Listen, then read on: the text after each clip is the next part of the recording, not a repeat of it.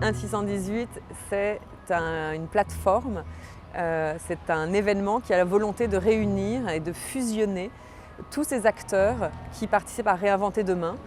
C'est à la fois une ouverture et une visibilité pour des marques et des entreprises, c'est la présentation d'artistes qui réfléchissent à ces enjeux-là, c'est des intervenants qui viennent expliquer lors de conférences comment se dessine demain. Et donc c'est une plateforme d'échange où toutes ces personnalités, toutes ces marques viennent montrer leur travail et leur réflexion.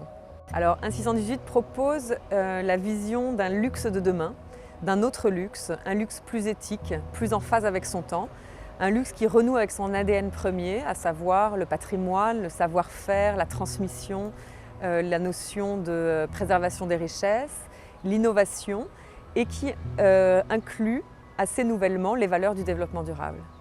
1-618 a la volonté de mettre en regard deux types d'entreprises.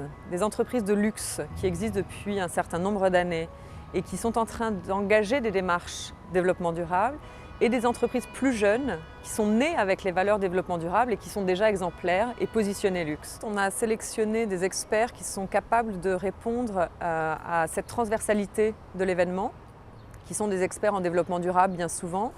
On y insère aussi une sélection d'ONG et de sociologues qui ont la capacité de pouvoir penser au monde de demain, exactement ce qu'1-618 a envie de dire, et apporter cette expertise sur la sincérité d'une démarche d'entreprise et sur l'expertise exacte des démarches de développement durable.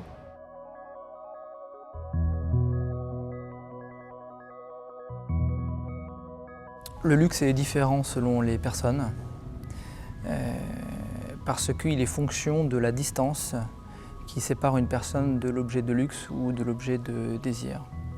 Ce qui est luxueux pour quelqu'un est quelque chose qui est difficilement atteignable, donc qui est par définition loin.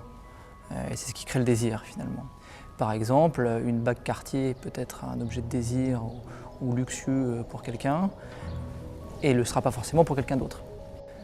Ce qu'il est possible de dire, c'est qu'il y a un mouvement général de la société qui touche tout, et y compris le luxe, qui est une prise de conscience et de responsabilisation générale.